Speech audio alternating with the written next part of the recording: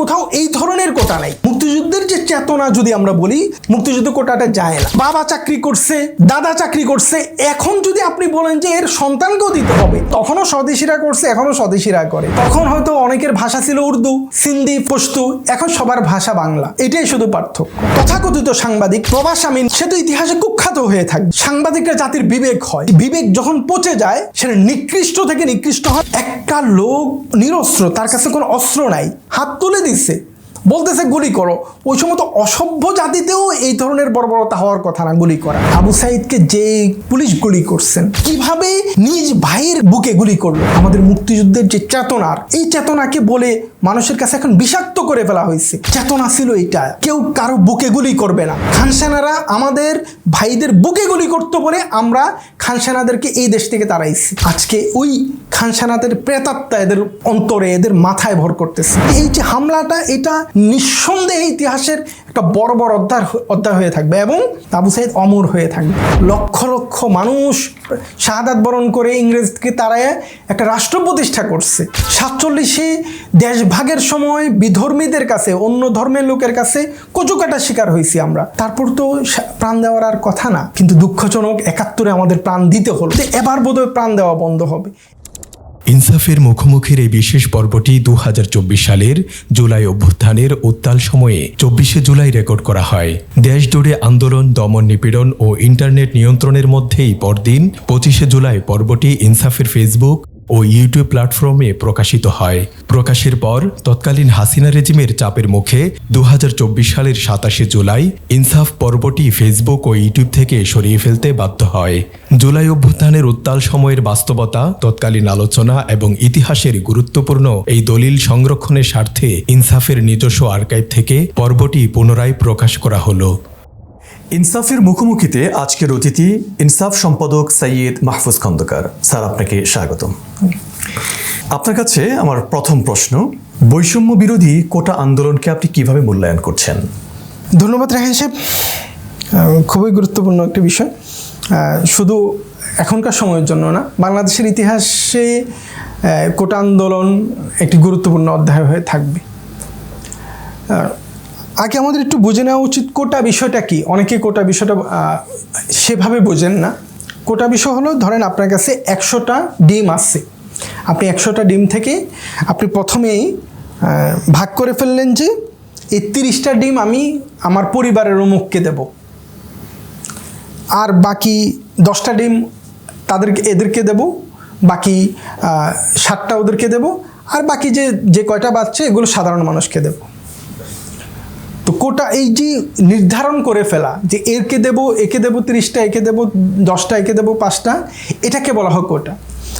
বাংলাদেশের সরকারি চাকরিতে সর্বোচ্চ চাকরি যেটা, ওইখানে কোটা নির্ধারণ করা আছে যে সর্বোচ্চ চাকরিগুলোতে 30% কোটা আমাদের মুক্তিযোদ্ধাদের জন্য, যারা 71-এ বাংলাদেশ স্বাধীনতার জন্য নিজেদের জানবাজি রেখে যুদ্ধ করছে, তাদের জন্য মুক্তিযুদ্ধের পরে একটা কোটা নির্ধারণ করা হয়। কোটাটা শুধু বাংলাদেশে না, পৃথিবীর অনেক দেশে কোটা আছে। আমরা যদি পার্শ্ববর্তী দেশ ভারতের কথা বলি, ভারতে কোটা আছে। ভারতে কোটা প্রধানত কোটা হলো যারা পিছিয়ে পড়া গোষ্ঠী। এখানে ভারত যেহেতু একটা বৈষম্য প্রধান একটা দেশ ছিল, এখনও আছে, যেখানে উঁচু নিচুর জাতপাতের বিষয় আছে। তো নিচু জাতের লোকেরা বা পিছিয়ে পড়া জনগোষ্ঠীগুলোকে আগায় দেওয়ার জন্য তারা নর্মালি যদি মানে জেনারেলদের সাথে যায়, সাধারণ মানুষের সাথে যায়, তারা ওই জায়গায় চাকরি নিতে পারবে না, কারণ তাদের পড়াশোনা কম, তারা অর্থনৈতিকভাবে সবল না। এজন্য তাদের জন্য কোটা রাখা হয়। কোটা ব্যবস্থা করে জন্য তাদেরকে চাকরি দেওয়া যায়, না হয় তারা চাকরি পেতে পারবে না, তারা সুযোগ সুবিধাগুলো পাবে না, এজন্য কোটা রাখা হয়েছে। তো এটা আসলে মানে মানুষের অধিকারই ওখানে বাস্তবায়ন হয়। যা আপনি যেহেতু আমার এখানে 10 জন মানুষ দুর্বল আছে, এরা দৌড়ে পারবে না সাধারণ মানুষের সাথে, কিন্তু তাদেরও তো পেতে হবে। আপনি তাদের জন্য নির্ধারণ করে দিলেন, তারা এই 10% লোকগুলো আমার এই 10% জিনিস থেকে পাবে। তো তারা যেন সাধারণদের সাথে প্রতিযোগিতায় যেতে না হয়, এটাকে হলো কোটা। আচ্ছা, আমাদের দেশে যে কোটা, প্রথম বিষয় হলো আমাদের দেশের কোটাটা পিছিয়ে পড়া কোনো জনগোষ্ঠীকে এগিয়ে দেওয়ার জন্য না। সাধারণত পৃথিবীতে যে ধরন হয় পিছিয়ে পড়া জনগোষ্ঠী সংখ্যালঘু, আমাদের দেশে সবচেয়ে বড় কোটা যে কোটাটা নিয়ে আপত্তি আসছে, এটা কিন্তু পিছিয়ে পড়া জনগোষ্ঠীর কোটা না। এটা হলো যারা ৭১ যুদ্ধ করছেন বীরদের জন্য, আর তারা হলো, অর্থাৎ এটা হলো পুরস্কার স্বরূপ।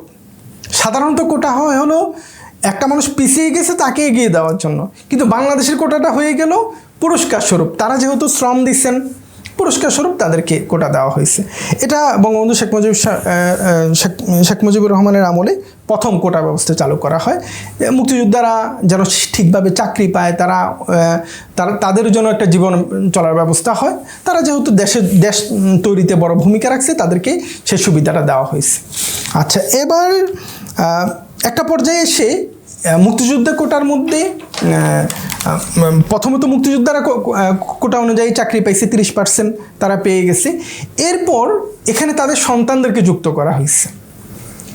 তো মুক্তিযোদ্ধারা যুদ্ধ করছে, তাদের দরকার ছিল তাদেরকে একটু বিশেষ সুযোগ সুবিধা দেওয়া, তাদের পুরস্কৃত করা। তো এটা করা হয়েছে, এটা সবাই মেনে নিচ্ছে, এটা নিয়ে কেউ কোনো আপত্তি করে নাই।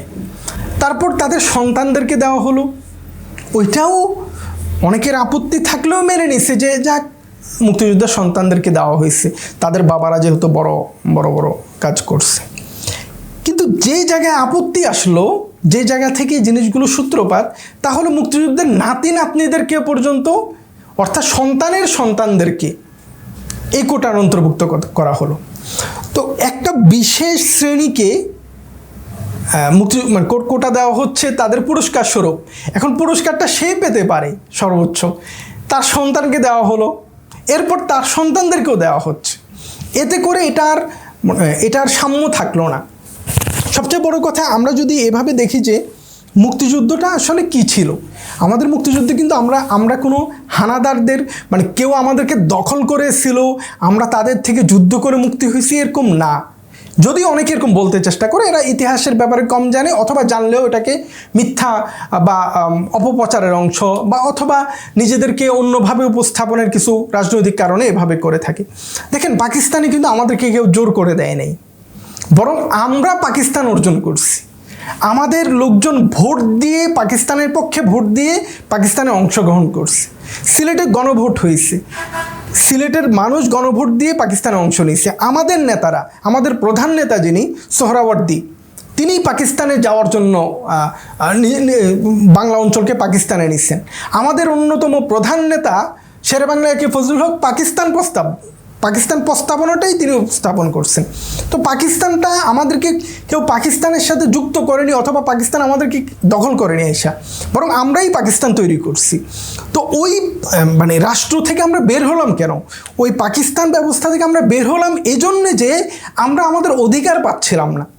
সেখানে পাঞ্জাবিরা, সিন্ধিরা, বালুচিরা এবং ওই অঞ্চলের পশ্চিম পাকিস্তানের, তারা যেহেতু বিশেষ করে পাঞ্জাবিরা পাকিস্তানের প্রায় মূল জনগোষ্ঠীর, পশ্চিম পাকিস্তানের মূল জনগোষ্ঠীর প্রায় 60% হলো পাঞ্জাবিরা ব্রিটিশ আমল থেকে বিশেষ সুবিধা প্রাপ্ত। এরা ওখানে অবকাঠামো ভালো ছিল, পড়াশোনা বেশি ছিল, ওরা আগে এসেছিল, এরা সব সুযোগ সুবিধাগুলো ওরা নিয়ে নিত, কারণ ওদের যোগ্যতা বেশি। ধরেন আর্মিতে, একটা উদাহরণস্বরূপ যদি আর্মিতে বলি, তো এরা হাইটে বেশি, এদের খাদ্য অভ্যাসের কারণে, এরা রুটি খায়, দুধ খায়, এদের হাইট বেশি, এদের শক্তি বেশি, তাই আর্মিতে এরা আগে যাচ্ছে। আমাদের বাঙালিরা একটু হাইটে ছোট, দুর্বল, এরা পিছিয়ে যাচ্ছে।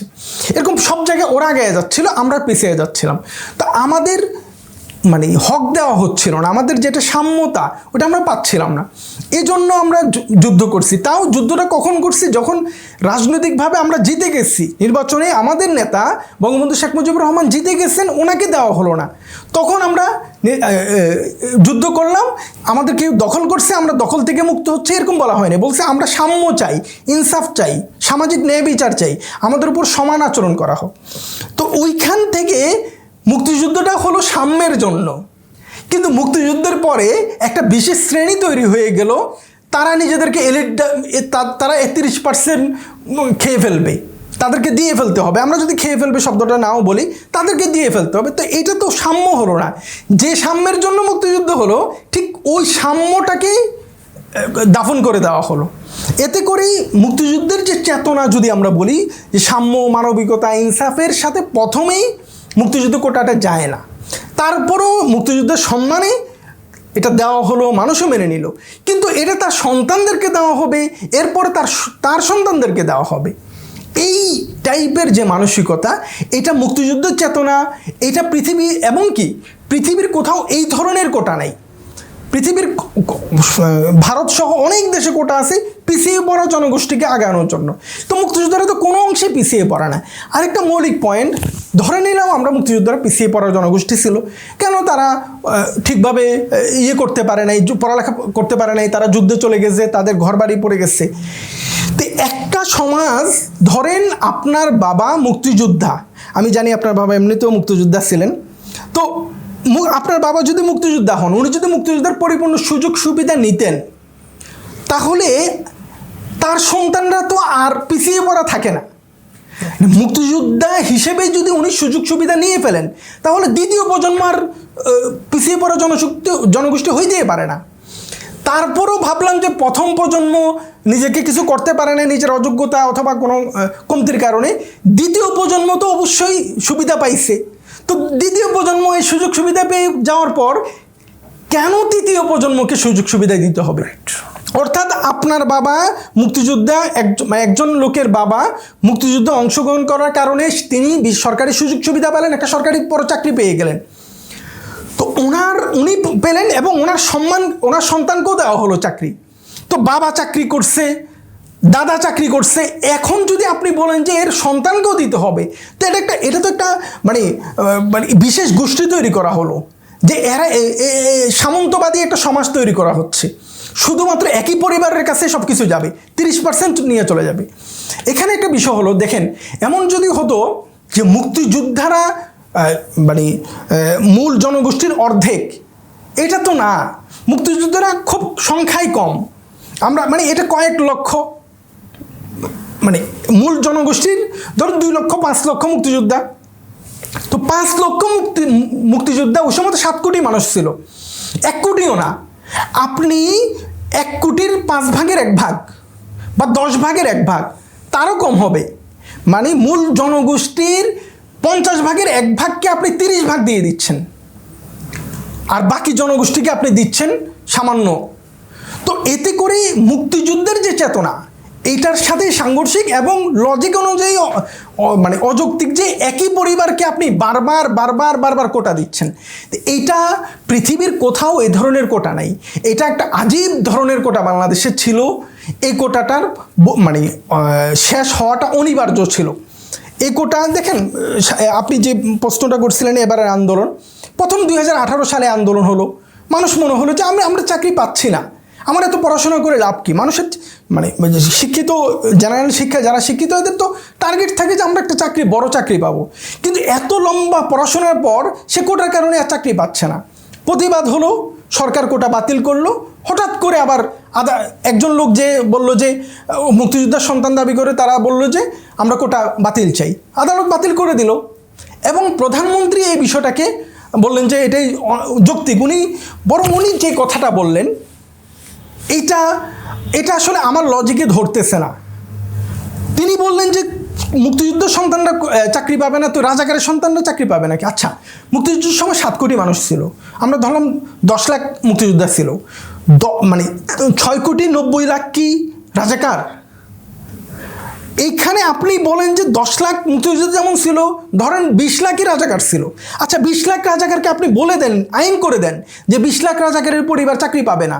কিন্তু সাধারণ যে 6 কোটি মানুষ, এখন যেটা 16 কোটিতে আসছে, অথবা এখন যেটা 13 কোটিতে আসছে, এ 13 কোটি মানুষ কেন চাকরি পাবে না? আপনি বলতেছে এখানে তো চাকরিতে রাজাকার ভার্সেস মুক্তিযোদ্ধা না, এখানে চাকরিতে আসছে হলো মুক্তিযোদ্ধা আর সাধারণ মানুষ। রাজাকারকে আপনি নিষিদ্ধ করে দেন। এমনকি রাজাকারের কোন সন্তানকে বাংলাদেশে চাকরি, যাদেরকে চাকরি ছিল, যাদেরকে আপনারা রাজাকার বলেন, গোলাম আজম সাহেবের ছেলেকে তো আপনারা চাকরি থেকে বের করে দিচ্ছেন। ব্যাস, এরকম বের করে দেন আপনারা, এরকম 10 জন হবে। কিন্তু মুক্তিযুদ্ধের নাম বলে আপনি সাধারণ মানুষদের মুক্তিযুদ্ধের বিরুদ্ধে কীভাবে বলতে পারেন? এটা তো হয় না। বাংলাদেশের মানুষের মধ্যে যদি 10 লাখ মুক্তিযোদ্ধা হয়, সর্বোচ্চ 5 লাখ রাজাকার ছিল। আপনি লিস্ট করেন, লিস্ট করে তাদেরকে চাকরি থেকে বাতিল করে দেন, নিষিদ্ধ করেন যে এই পরিবারের লোকেরা কোনোদিন চাকরি পাবে না। কিন্তু সাধারণ জেনারেল যারা মুক্তিযুদ্ধের সপক্ষে ছিল কিন্তু এরা যুদ্ধ করতে যেতে পারে নাই, এরা কীভাবে, সবাই তো যুদ্ধ যেতে পারে না, এদেরকে কীভাবে আপনি রাজাকার বলবেন? এই লজিকটা, এবং দুঃখজনক যেটা, আপনি নিশ্চয়ই এই বিষয়টা জানতেও চাইবেন, তারপরে আমি বলতেছি, এই পুরো ঘটনার পিছনে আমার স্বগোত্রীয় ভাই, আমাদের যে তথাকথিত সাংবাদিকরা জাতির বিবেক হয়, আর যে বিবেক যখন পচে যায় সেটা নিকৃষ্ট থেকে নিকৃষ্ট হয়। এটার প্রমাণ দিছে প্রবাস আমিন নামে এই যে, মানে সে তো ইতিহাসে কুখ্যাত হয়ে থাকবে, কারণ এই যে এতগুলো লাশের অন্যতম ভিলেন এই লোকটা, সেই প্রধানমন্ত্রীকে প্রশ্ন করতেছে যে রাজাকাররা পাবে নাকি। এই প্রধানমন্ত্রীকে কিন্তু সে এই ধরনের একটা অযৌক্তিক, অশ্লীল, মানে একটা ভয়ঙ্কর হিটলারি মানসিকতার প্রশ্ন। তা এই ধরনের সাংবাদিকরা রাষ্ট্রকে বিপদগামী করে, এরা রাষ্ট্রের সুযোগ সুবিধা নেয় এবং রাষ্ট্র প্রধানদের চিন্তাকে ওরা নষ্ট করে। এই কারণে আপনি দেখবেন যে এই ধরনের সাংবাদিক, হিটলারের সময়ও ছিল, পৃথিবীর যত শাসক নিজের দুর্নাম কামাইছে, এর পিছনে কিন্তু এই ধরনের জঘন্য রকমের বুদ্ধিজীবী সাংবাদিকরা ছিল। তখন সে অর্থে সাংবাদিকতা ছিল না বলে হয়তো সাংবাদিক পাবেন না, কিন্তু এরা সবসময় ছিল। সে কি করে বলতে পারে যে মুক্তিযুদ্ধের ছেলেরা পাবে নাকি রাজাকারের ছেলেরা পাবে? এখানে রাজাকারের ছেলে আসলো কোত্থেকে? রাজাকাররা আসবে কোত্থেকে? রাজাকাররা আপনি মিটিয়ে দিচ্ছেন। আচ্ছা, এখানে আরও একটা বিষয়, মুক্তিযোদ্ধার 10 লাখ ধরলাম আমি, সর্বোচ্চ যদি, এখন তো নতুন নতুন মুক্তিযোদ্ধা জন্মায়, স্বাধীনতার পরের বাবা মার জন্ম হয়েছে, এরাও মুক্তিযোদ্ধা হয়ে যায়, মুক্তিযোদ্ধাদের ভুয়া সন্তান জন্মায় এখন। অরিজিনালি যেহেতু মুক্তিযোদ্ধার সন্তান নাই, কিন্তু ও কাগজপত্র মুক্তিযোদ্ধার সন্তান দাবি করে এরা চাকরি নিয়ে ফেলতেছে। সব সচিব, বাংলাদেশের যত সচিব যাবেন এরা মুক্তিযুদ্ধ সনদ বানায় ফেলছে, কেন? সুবিধা আছে এখানে। তো মুক্তিযোদ্ধারা কি করছে? যুদ্ধ করছে, তারা অনেকে একটু অল্প স্বল্প পঙ্গুও হয়েছে, কষ্ট করছে ওনারা। আচ্ছা, এদের সংখ্যা কত? 10 লাখ ধরলাম আমি। কিন্তু আমাদের, বিশেষ করে আওয়ামী লীগের নীতি, বক্তব্য অনুযায়ী বাংলাদেশের স্বাধীনতা যুদ্ধে 30 লক্ষ মানুষ শহীদ হয়েছে। তো শহীদটা বেশি গুরুত্বপূর্ণ না যুদ্ধ করে বিজয় হওয়াটা গুরুত্বপূর্ণ? যারা জয়ী হয়ে আসছে এরা তো কিছু না কিছু পরিবারকে দিতে পারছে। তো আপনি যারা শহীদ হয়ে গেছে তাদের পরিবারের জন্য কোটা কোথায়? কোটা যদি হয় তো প্রথম কোটা হবে শহীদ পরিবারের জন্য, কারণ শহীদ পরিবার তার পরিবারের লোকটাকে হারায় ফেলছে, এতে করে সে তার আয় রোজগারের ব্যবস্থা বন্ধ হয়ে গেছে। তো প্রথম কোটা চলে যাবে তো শহীদ পরিবারের কাছে। কিন্তু আপনি রাজনৈতিক ফায়দার জন্য কোটাটা দিচ্ছেন হলো যারা জীবিত হয়ে আসছে, অর্থাৎ গাজীদেরকে দিচ্ছেন, আপনি শহীদদেরকে কেন দিচ্ছেন না? শহীদরা তো বেশি ক্ষতিগ্রস্ত। এই যে মুক্তিযোদ্ধার সাথে আমাদের কোটার নামে যে বৈষম্যগুলো হচ্ছিল জনগণের সাথে, এই বৈষম্যের বিপরীতে মানুষ মাঠে নামাটা অনেক আগে নামার দরকার ছিল। বিশেষভাবে যারা শহীদ পরিবার, এদের তো উচিত ছিল যে আমাদের কোটা চাই। তারপরও সমাজ ব্যবস্থা এগুলো তৈরি হয়ে আসছিল, রাজনৈতিক অনেক কারণ ছিল, সাধারণ মানুষ সেভাবে প্রতিবাদী হয় নাই। এই চাকরিগুলোর সম্বন্ধে আসলে সাধারণ মানুষ জানেও না অতটা। তা 2018 সালে যখন কোটা বিরোধী আন্দোলন হলো, সরকার দাবিগুলো মেনে নিল। এই সরকার আবার কেন এটা যে কেউ বুঝতেছে যে সরকারের ইন্ধনে সরকারের লোকেরাই আদালতে যাচ্ছে, এবং আদালত নিয়ে তো আমাদের কিছু বলার সুযোগ নেই, আদালত অবমাননা হয়ে যাবে। তো প্রধান বিচারপতি যে নোট দিল, যে মার্কস, ওনার যে বক্তব্য কোটা আন্দোলনের আগে, এবার আন্দোলন, যখন আন্দোলন সূত্রপাত হচ্ছিল, উনি আন্দোলন কেন হচ্ছে, আন্দোলন কেন হবে, এগুলো নিয়ে যে কথা উনি বললেন, এভাবে আসলে কোনো যৌক্তিকতা নাই আমি মনে করি। যাই হোক, রাষ্ট্র যখন একটা নিপীড়নের সর্বোচ্চ পর্যায়ে চলে যায়, তখন অনেকটাই বাধ্য হয়ে সাধারণদের বিস্ফোরণ ঘটে। এবার সেটাই হয়েছে। কোটা আন্দোলনটাকে আমি যদি ওভারঅল বলি, কোটা আন্দোলনটা আসলে ওই জিনিসটাই হয়েছে এবারের আন্দোলনটা। বিশেষ করে 18 সালে এরা দেখছে যে আমরা একবার আন্দোলন করছি, কিন্তু আমাদের দাবি মানা হয়ে আবার হঠাৎ করে দাবি কোথায় হারায় গেল, এই জন্যে এবার আন্দোলনটা একটু আগ্রাসী হয়েছে। এবার আন্দোলনটাকে আমি টোটাল আমার মনে হয় আমি কিছুটা উত্তর দিতে পারছি। অনেক অনেক সুন্দর সুন্দর কিছু পয়েন্ট বের হয়ে আসছে, যেটা যৌক্তিক ছিল। তো আপনার কাছে যেটা জানতে চাচ্ছি যে ছাত্রদের এই দাবি, আন্দোলনের যে দাবিটা ছিল, তাদের আন্দোলনরত ছাত্রছাত্রীদের উপর পুলিশ এবং ছাত্রলীগের যে হামলা, এবং আমরা এটাও দেখি ছাত্রদের উপর পুলিশের অতি নিকট হতে গুলির ভিডিও সোশ্যাল মিডিয়া সহ বিভিন্ন বিশ্ব গণমাধ্যমে চলে এসেছে। বিশেষ করে রংপুরের আসাদ, আবু সাইদ একদম কাছ থেকে আমরা দেখতে পেলাম যে খুব কাছ থেকে তাকে গুলি করা হলো। এই বিষয়টিকে আমরা কিভাবে দেখছেন, আপনি কিভাবে দেখছেন? দেখেন, আপনি ভুলে যে নামটি বলছেন এই নামটি খুব প্রাসঙ্গিক। দেখেন, শহীদ আসাদ, যে আসাদ গেট যার নামে, পাকিস্তান আর্মি, মানে পাকিস্তান আর্মি বলতে আমরা তো যে পাকিস্তান আর্মি বলি, আসলে এটা পাকিস্তান আর্মি মানে বাংলাদেশের বাহিরের না। এরা পাকিস্তান আর্মির বড় অংশটা বাঙালিরাও ছিল, বড় অংশটা একটা ছোট অংশ হলো বাঙালিরাও ছিল। ওই আর্মিরাই তো হামলা চালাইছে। মানে স্বদেশিরাও, তখনও স্বদেশিরা করছে, এখনও স্বদেশিরা করে। তখন হয়তো অনেকের ভাষা ছিল উর্দু, সিন্ধি, পশতু, এখন সবার ভাষা বাংলা। এটাই শুধু পার্থক্য। না হয় একই রকম বন্দুক, একই রকম পোশাক, আর একই রকম বিশ্ববিদ্যালয়ের ছাত্ররা। অধিকার জন্য যেমন আসাদ প্রাণ দিছে, আমাদের ভাষার অধিকারের জন্য অনেকে প্রাণ দিছে, রাজনৈতিক অধিকারের জন্য, গণতান্ত্রিক অধিকারের জন্য আসাদরা প্রাণ দিচ্ছে 69-এর গণঅভ্যুত্থানে বা এর আগেও। একই জিনিস কিন্তু আবার ঘটছে। এটা খুবই নির্মম যে একটা লোক নিরস্ত্র, তার কাছে কোনো অস্ত্র নাই, সে 2 বাহু তোলে, 2 হাত তোলে, সে বুক পেতে দিচ্ছে। এটা তো সভ্যতা বলে যে মানে দূর থেকে হামলা চালাচ্ছে না, আপনাকে ইট মারতেছে না, সে হাত তুলে দিচ্ছে, বলতেছে গুলি করো। ওই সময় তো অসভ্য জাতিতেও এই ধরনের বর্বরতা হওয়ার কথা না, গুলি করা। যতটাই সে অন্যায় করুক, আপনি তাকে ধরেন, আপনি ধরতে পারতেছেন না ওই সময় আপনার বক্তব্য, আপনি পায়ে গুলি করেন। আপনি কিভাবে একটা ছেলেকে, তরতাজা একটা ছেলেকে আপনি বুকে গুলি করতেছেন, তাও এত কাছ থেকে? এটাকে যত যুক্তি দিয়ে দেখানো হোক, রাষ্ট্র যে হিংস্রতা দেখাচ্ছে, রাষ্ট্রে যে জনগণের দিকে তার ন্যূনতম দায় নাই, এটা বুঝাচ্ছে। পশ্চিম পাকিস্তানের যে সেনারা, তারা খান সেনা, আমাদের দেশে কিন্তু তখন এদেরকে পাক আর্মি না বলা হতো খান সেনা বলা হতো, পাঞ্জাবি সেনা বলা হতো। তারা হামলা চালাইলে অনেকটা মেনে নেওয়া যায় যে তারা ভিন্ন ভাষী ছিল, ভিন্ন অঞ্চল থেকে আসছে। যদিও তো আমরা সবাই একই মানে দেশের বাসিন্দা, তো তারা অনেক দূর থেকে আসা লোক, এটা না হয় মেনে নেওয়া যায়। একই ভাষার আবু সাইদকে যে পুলিশ গুলি করছেন, যে আইনশৃঙ্খলা বাহিনীর যে সদস্য গুলি করছেন, তিনি কিন্তু এই মাটির সন্তান। আবু সাইদ এই মাটির সন্তান। কিভাবে নিজ ভাইয়ের বুকে গুলি করলো? এটা কি ন্যূনতম তার বিবেক জাগলো না যে গুলিটা আমি কাকে করতেছি? এটা আমার মায়ের সন্তান, এটা খানসানা না আমি। নিজের মায়ের সন্তানের উপরে কিভাবে, এই বাংলা মাটির সন্তানকে কিভাবে গুলি করে? এই হিংস্রতা, এটা আমাদের মুক্তিযুদ্ধের বারবার যে পয়েন্ট আমাদেরকে বুঝতে হবে, আমাদের মুক্তিযুদ্ধের যে চেতনার, এই চেতনাকে বলে মানুষের কাছে এখন বিষাক্ত করে ফেলা হয়েছে। চেতনার নামে উল্টোপাল্টা জিনিস বলে। চেতনা ছিল এটা যে কেউ কারো বুকে গুলি করবে না। খানসেনারা আমাদের ভাইদের বুকে গুলি করতে বলে আমরা খানসেনাদেরকে এই দেশ থেকে তাড়াইছি।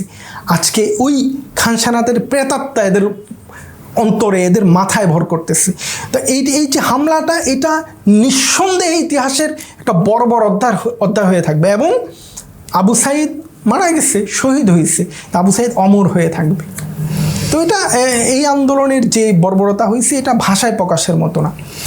আমরা কোটা সংস্কার হলো, আমরা আদালতের রায়ের মাধ্যমে আমরা জানতে পেরেছি, তবে অনেক প্রাণের বিনিময়ে কোটা সংস্কার হলো, কিন্তু অনেক প্রাণের বিনিময়ে।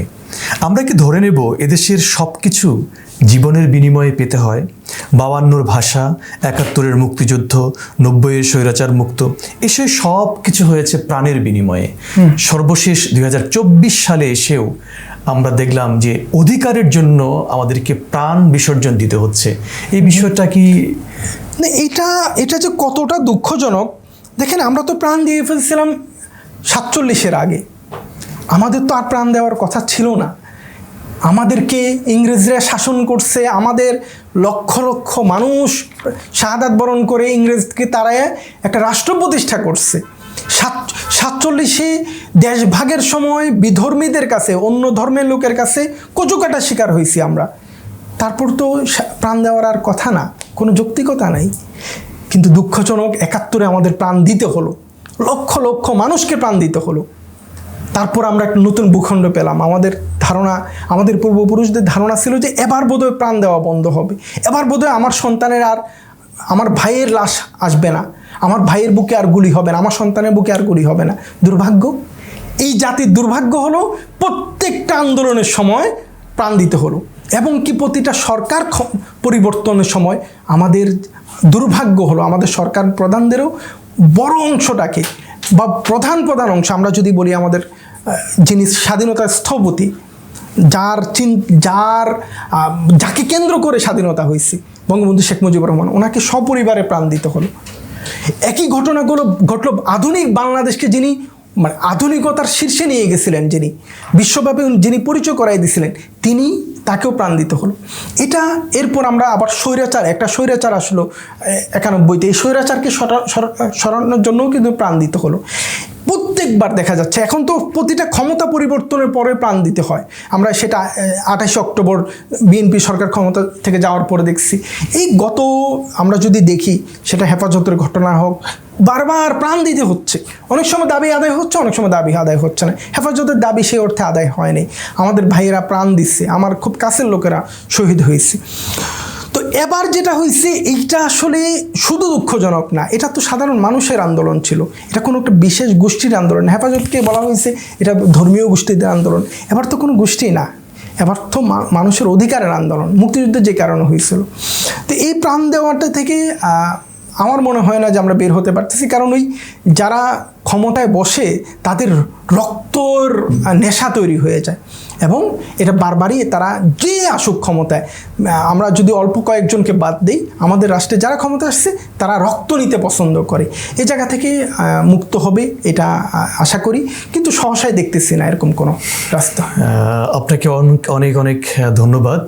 আমরা অনেক তথ্য পেলাম এবং আপনার কাছ থেকে যে বিষয়গুলো আমরা জানতে চেয়েছিলাম, আমার মনে হয় যে আজকের এই প্রশ্নের উত্তরের মধ্য দিয়ে দেশবাসী এবং আমাদের শ্রোতা, আমাদের দর্শক মণ্ডলী যারা রয়েছেন, তারা নতুন একটা বার্তা পাবেন বলে আমরা বিশ্বাস করি।